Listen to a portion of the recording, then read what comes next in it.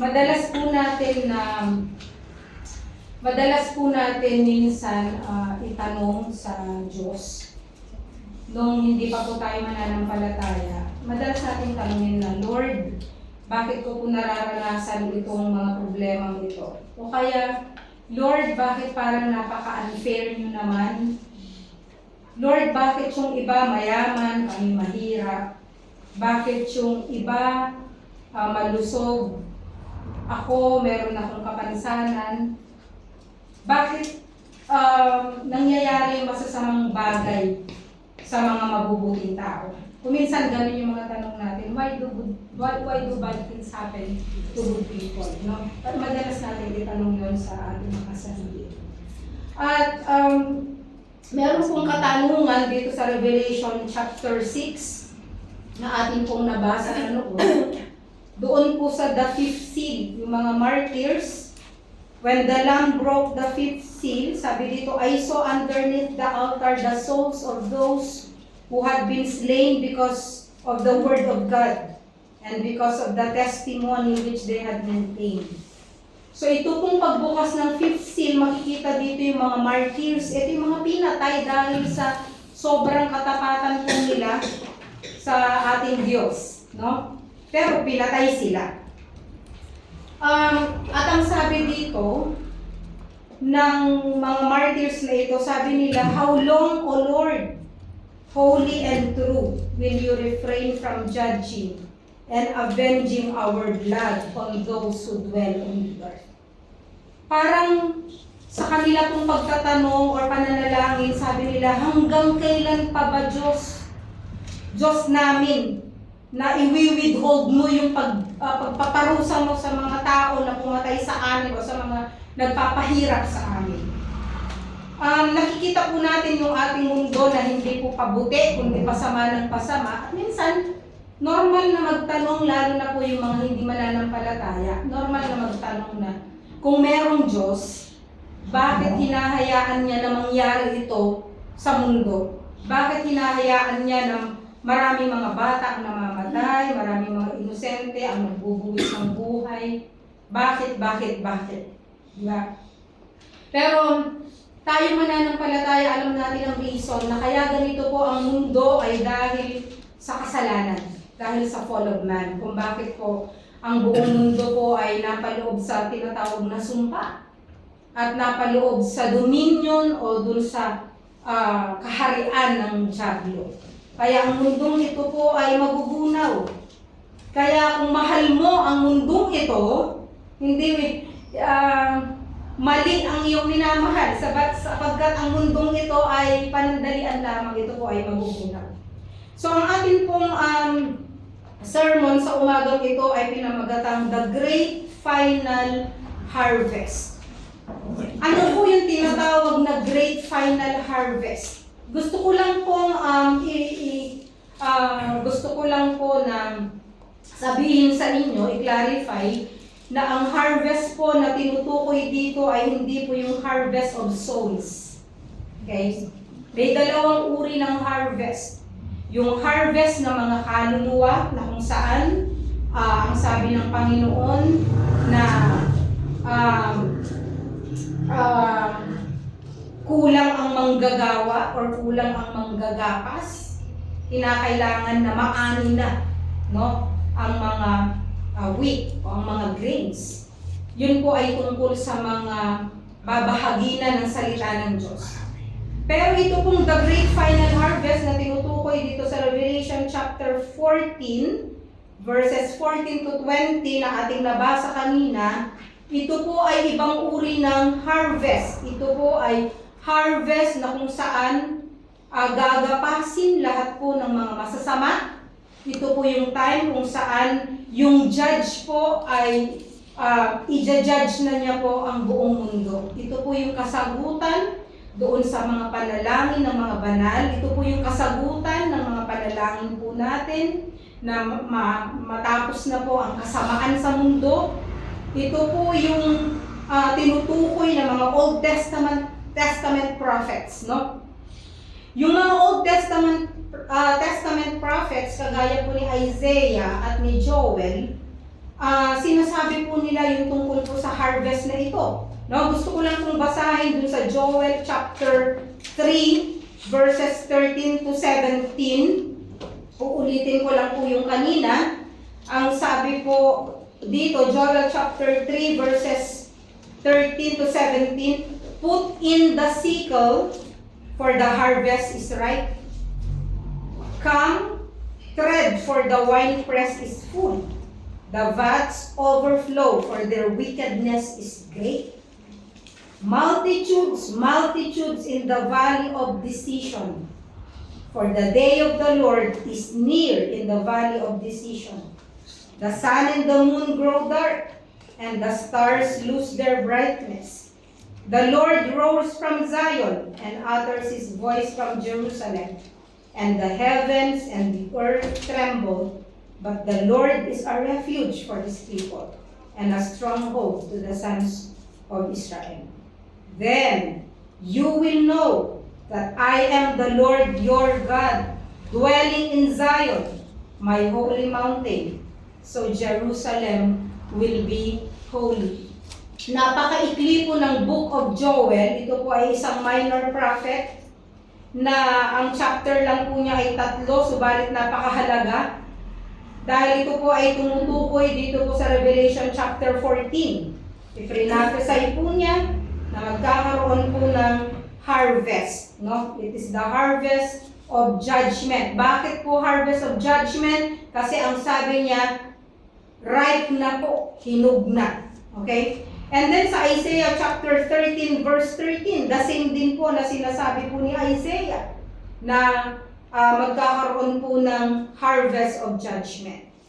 At kahit po ang Panginoong Jesucristo, while he was in his earthly ministry, he spoke of a coming judgment. Lagi niya pong sinasabi patungkol sa paghuhukom o tungkol po sa paggagapas. The harvest of the divine wrath of God. Yun po sinasabi dun po sa Matthew chapter 13. Makikita po natin dito yung parable of the wheat and the tares. Kung saan po yung tao ay nagtanim po siya ng mga binhing mabubuti, subalit dumating ang kaaway at naghasik din siya at nagtanim na mga masasamang binhi. Ito po yung mga damo, yung mga tares.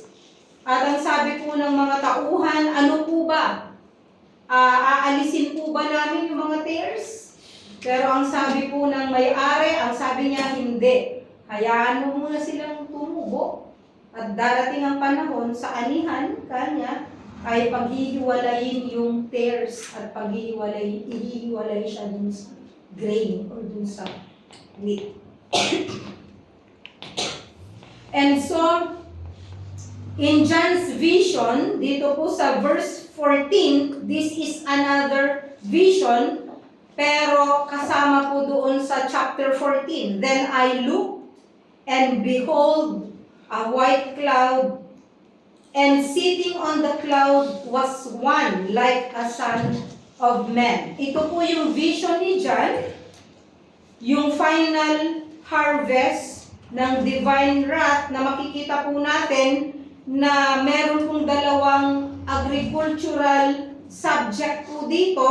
Meron tayong tinatawag na grain harvest doon sa Revelation chapter 14 verses 14 to 16. Ito po ay grain harvest. Pero kung titignan po natin yung 17 pababa, hindi na po grain harvest kundi grape harvest. So meron pong dalawang harvest na makikita po dito po sa mga talatang nabasa. And so the grain harvest represents the 7 bowl judgments which will begin in chapter 16. So gusto ko lang pong ulitin na ito po ay flash forwarding ng mga bagay na darating. Okay? Kagaya po nung nangyari po nung doon po sa 144,000, yung vision about the angel with the gospel, yung tatlong angels na lumilipad And then, this is another vision, pero ipinapakita pa rin po dito yung darating pa, yung hindi pa nangyari. At yung pangalawa po, yung Revelation chapter 14, verses 17 to 20, which is the great harvest. This represents the judgment of God through the battle of Armageddon. Naririnig po natin yung battle of Armageddon. This will be the last battle na makikita po natin dito. And so both of these harvests involve three factors or three things. Una, the harvester, yung manggagapas or the judge. Pangalawa, the sickle, yung panggapas. At yung pangatlo ay yung harvesting or yung reaping. So meron pong tatlong bagay na makikita po dito. Una, the identity of the harvester. Sino ba yung harvester dito? Sino ba yung nanggagapas? Pangalawa, ano ba yung ginagamit sa panggagapas? What is the instrument for the harvest or for the judgment? At ang pangatlo, what is the extent of the harvest? Ano ba yung sakop ng judgment na ito? Okay. So ito pong harvest na ito ay nagpapakita sa judgment ng Diyos, no? At kadalasan pag sinabi po natin judge, or kung kayo po ay pupunta sa isang courtroom or sa isang lugar kung merong hahatulan, ano po yung nakikita po ninyo sa courtroom? Nakikita po ninyo yung symbol of judgment, which is bilansya, timbangan. Nakikita ninyo rin po yung si Lady Justice, of Justice. Yung nakapiring po yung mata, tapos meron siyang bilansya. Na ang ibig sabihin, ang justice daw dapat bulag. No? Kinakailangan titignan mo yung maging balanse. Pero hindi po ganun ang judgment na pinapakita po dito. Hindi yung bilansya, kundi ang judgment po dito ay sikel, panggapas. No? Dahil kung titimbangin po tayo, hindi po tayo magiging sapat. Yung katuwiran po natin ay hindi magiging sapat upang tayo ay magiging mabuti. So it is only by the grace of God na tayo po ay accepted at tayo po ay pinawalang sala. And then, ito pong judgment na tutukuyin natin o itinutukoy natin dito ay para po sa mga wicked. Para po sa mga wala sa Panginoon. No? So titignan po natin, sino ba itong harvester na ito?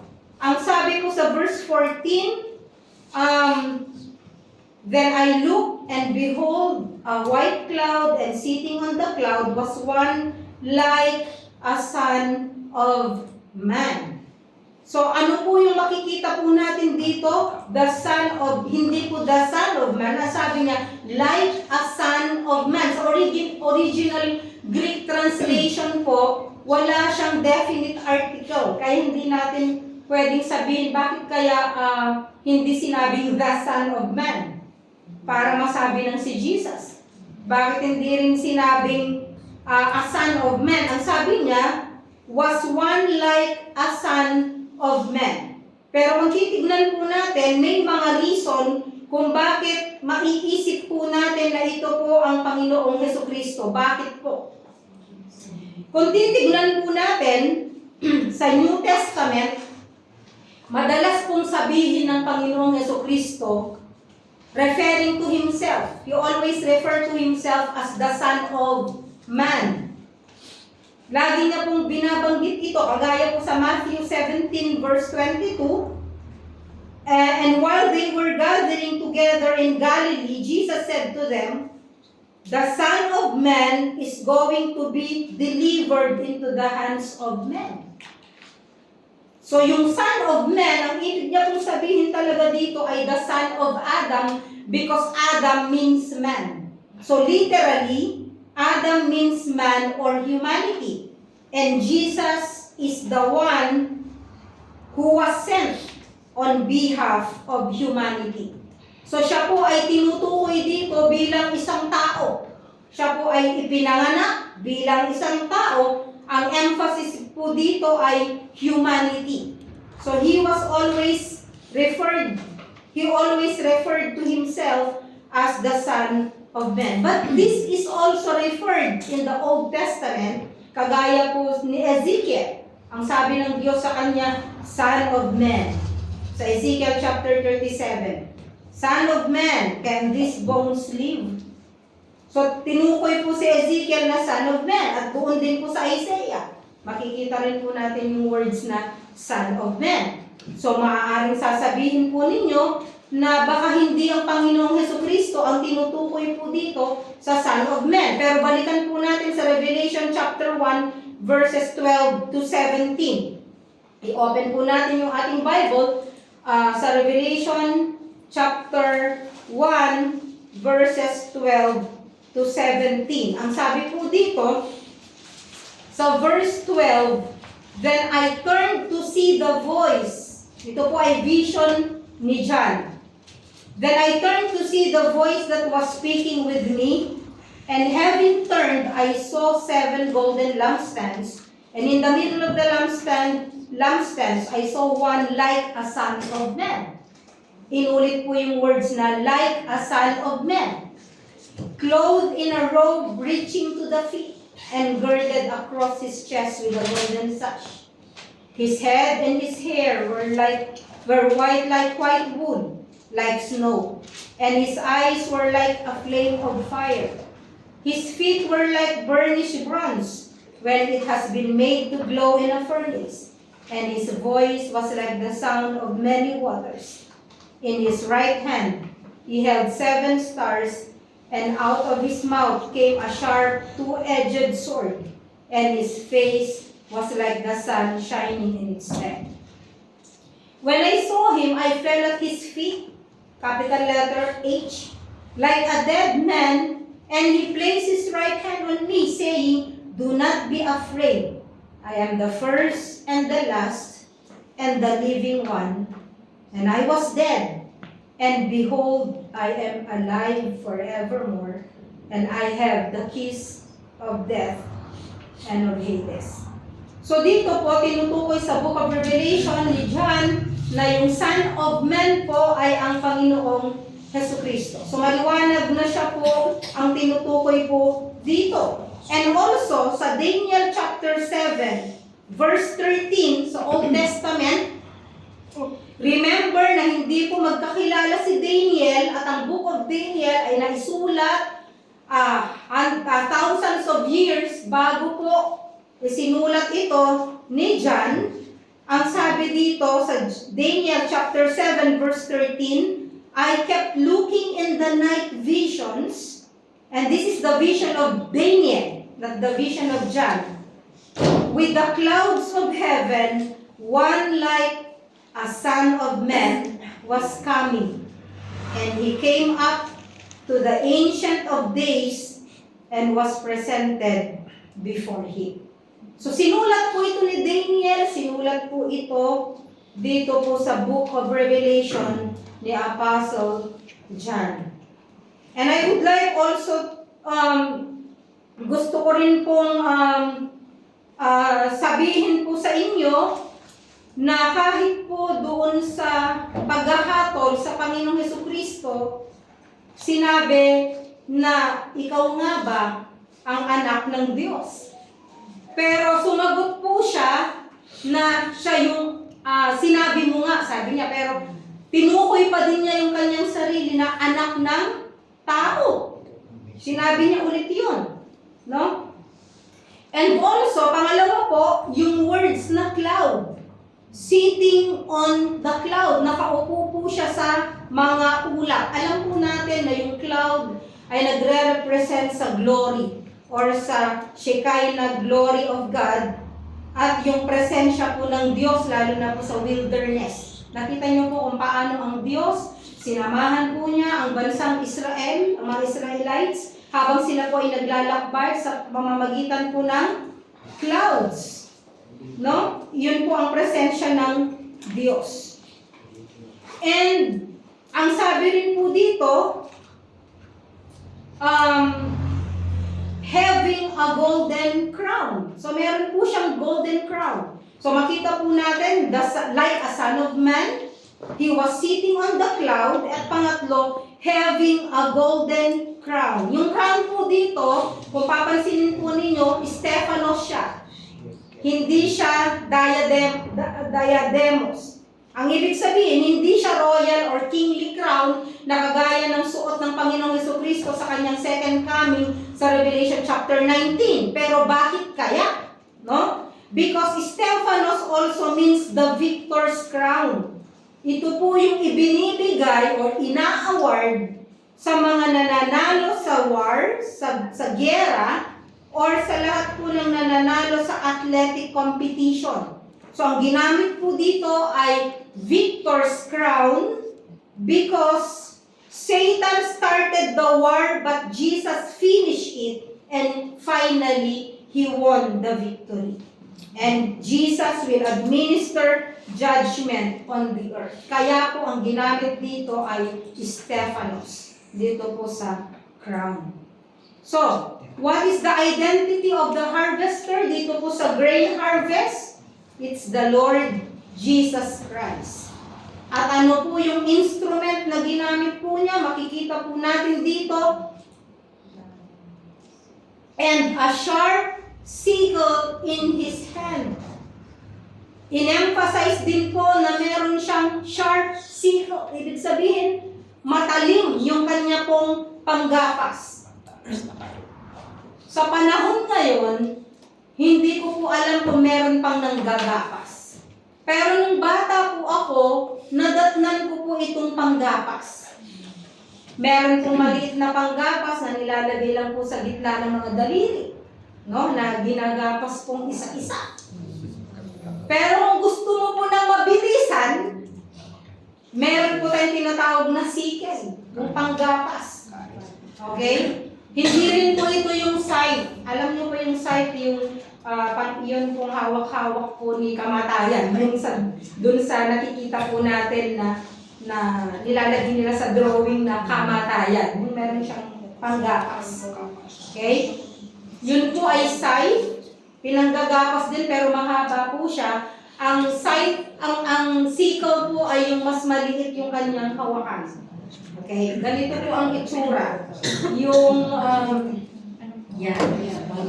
Matalim po siya, kaya kapag ginapas na ganon, marami po agad yung maaalis or matutumba. Yan po ang panggapas na hawak-hawak po ng manggagapas. So, it is a harvesting tool with a sharp curved steel or iron blade. Curved po siya and a wooden handle commonly used by ancient farmers to cut grain. Ancient na pala ako. No. It represents swift, devastating judgment. Ito po ay nagsisimbolize ng judgment. And then, makikita po natin dito sa verse 15, and another angel came out of the temple, crying out with a loud voice to him who sat on the cloud, "Put in your sickle and reap, for the hour to reap has come, because the harvest of the earth is ripe." Verse 16, then he who sat on the cloud swung his sickle over the earth, and the earth was reaped. Kung babalikan po natin yung Revelation chapter 14, nakita po natin may tatlong angel, at nakita natin na may isa pang boses, which we believe it's also an angel. At makita po natin na meron pang isang angel dito, at kung susumahin po natin, a total of 7 angels.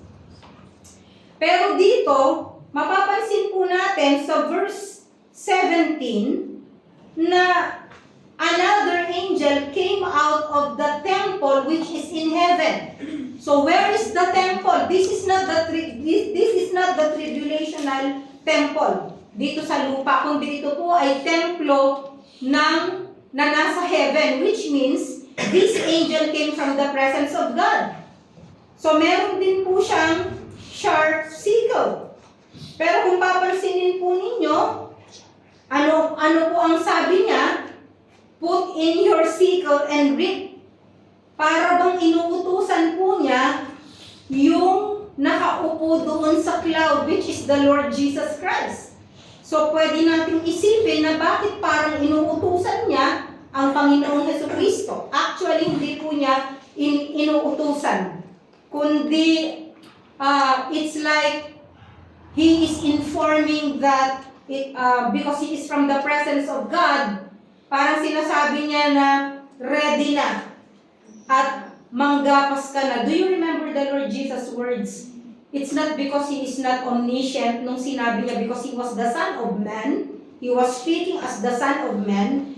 Nung sinabi niya na walang nakakaalam kung kahit ang mga anghel, kundi ang aking Ama lang na nasa langit.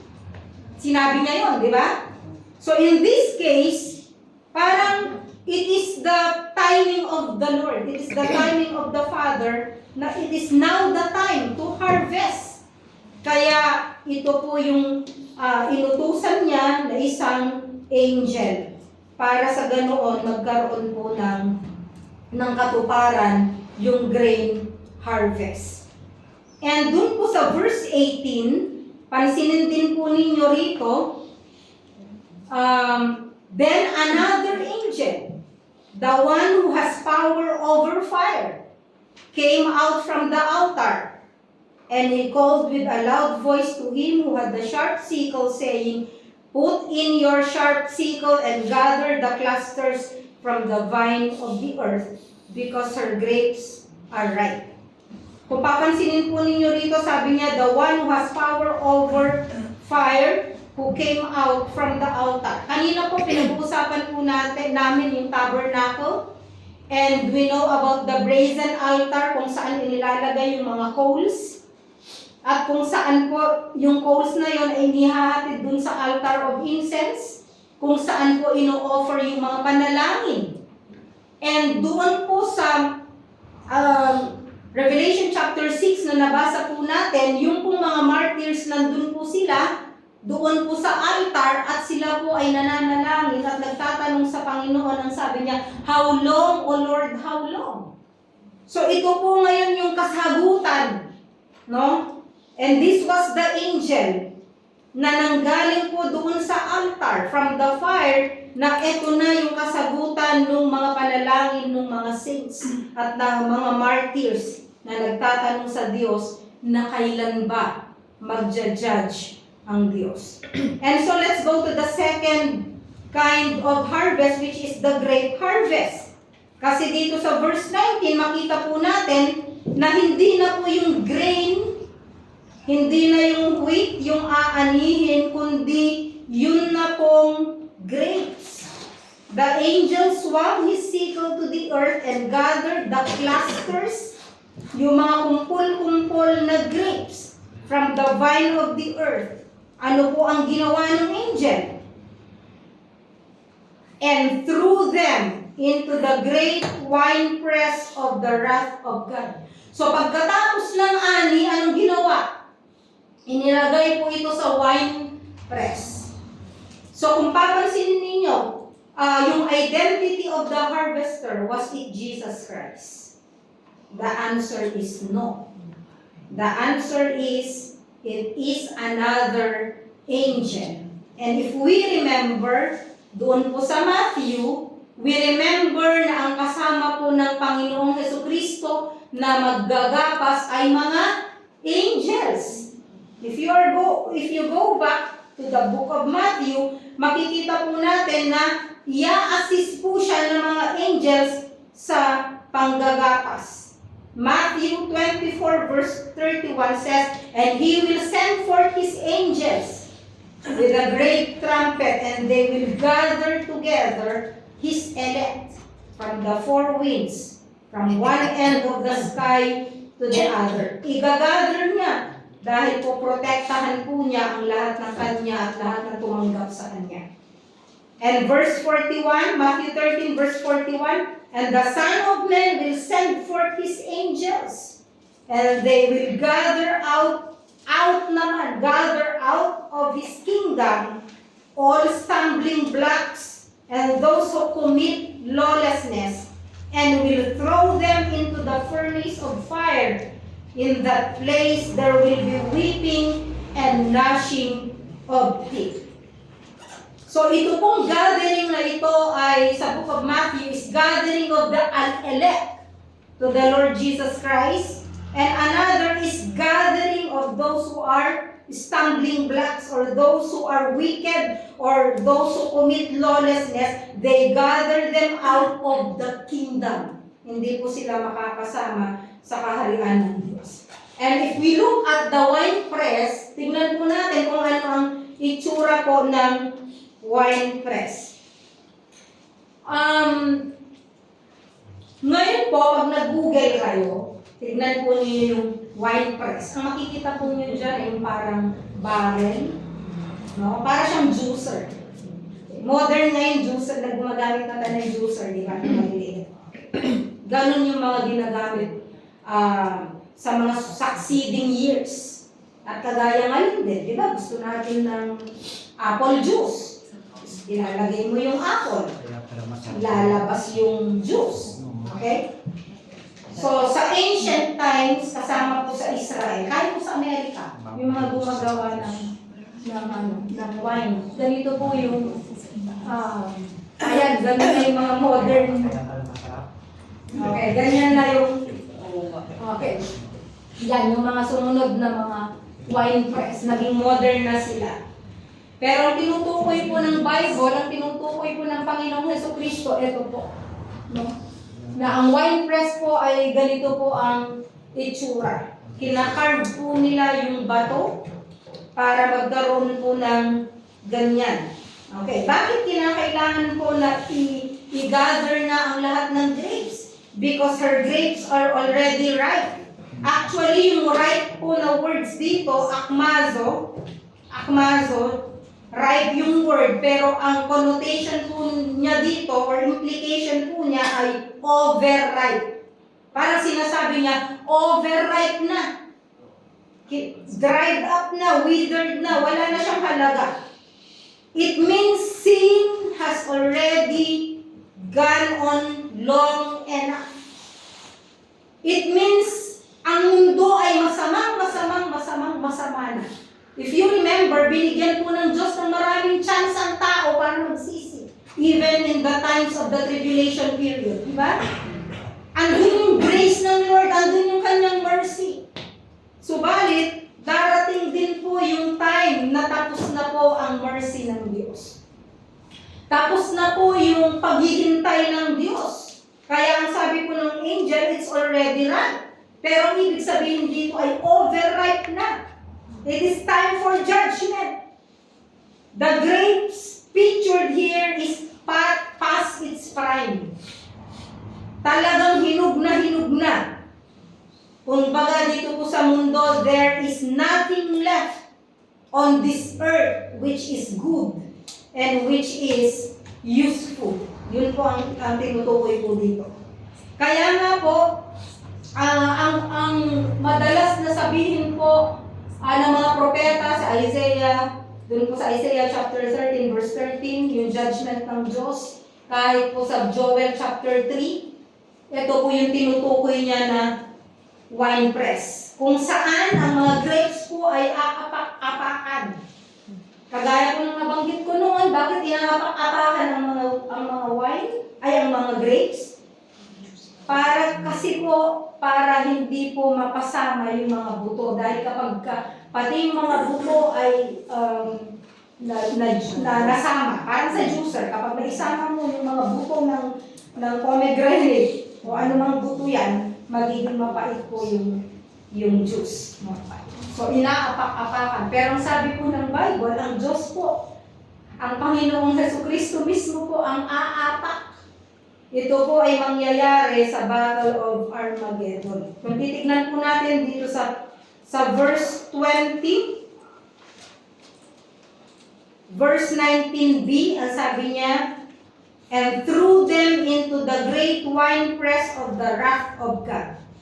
And the winepress was trodden outside the city, and blood came out from the winepress up to the horses' bridles. So, ito po yung vivid imagery na nagpapakita kung paano kinukumpara yung juice na nakita po natin, hindi po ba napakarami nun? Kasi lahat ng na-harvest na mga grapes ay ilalagay dun sa isang malaking trough. Tapos pag inapak-apakan, ito po ay mag-flow ngayon doon po. So para siyang bloodbath. Yung Battle of Armageddon, ganito po ang mangyayari. Na magigera-gera po ang lahat ng bansa. Kaya po talagang magkakaroon ng gera. Magkakaroon ng worldwide na ano na naman, war. So, ganitong mangyayari. Yung pong blood, ang sabi dito, blood came out from the winepress up to the horses' bridles. Ibig sabihin, meron nga pong gera. Ano ibig sabihin ng bridles? Yun pong, alam niyo po yung harness na nilalagay sa kabayo? Yun po yung bridle. Yung pangpigil doon sa kabayo. So, ibig sabihin, ganun po kataas yung dugo sa araw na yon, at ang distance po niya ay 200 miles. So, ang sabi po sa ibang translation, 160 stadia, nakakatumbas po niya ay more or less 200 miles. And John tells us the winepress will be trodden outside of the city. What is the city? Jerusalem. Ibig sabihin, sa labas po siya ng Jerusalem. So, ganito po yung mangyayari, but hindi po natin lahat tatalakayin tungkol po sa The Battle of Armageddon dahil ito po ay matatalakay sa ibang chapters. Pero ganito po ang mangyayari sa ating pong mundo. So, kung titignan po natin yung nangyayari po na merong gera, merong away, hindi na po yan, although nagpipray po tayo sa Panginoon, na tumigil po ang mga gera, tumigil ang mga awayan, tumigil ang maguluhan, magkabati ang mga bansa. Ang mga bagay na ito ay nasusulat. And praise God po dahil anytime na meron pong rapture, nakukunin tayo ng Diyos dahil hindi po natin mararanasan ito at hindi natin ito makikita. Purihin ang Panginoon. Ready po tayo para po sa araw na yun ng paghuhukom. So the wrath of God is coming to all who rejected Him. Kaya nga po, kahit na tinutukoy po dito ay yung panggapas ng Diyos sa masasamang tao, tayo pa rin po ay sinasabihan ng Diyos na dapat tayo po ay maging instrument para maggapas din po ng mga kaluluwa. Para sila po ay makakilala sa Panginoon. Para hindi po nila danasin itong dadanasin na ito sa future. Today is the day of grace. Hanggang ngayon. And today, the invitation is still open for all people na magsisi sa lahat ng mga kasalanan. Alam ko po na every time na babanggitin po natin ngayon ang pangalan ng Diyos, alam niyo po ba na every time na may mga awards, lalo na po sa Amerika, pag binanggit yung I thank the Lord Jesus Christ, ano po ang ginagawa ng mga tao? O yung mga athlete na nananalo ng mga Kristiyano at sinasabing, I give glory and this award is for the Lord Jesus Christ. Ano pong ginagawa ng mga tao? Binubu sila, di ba?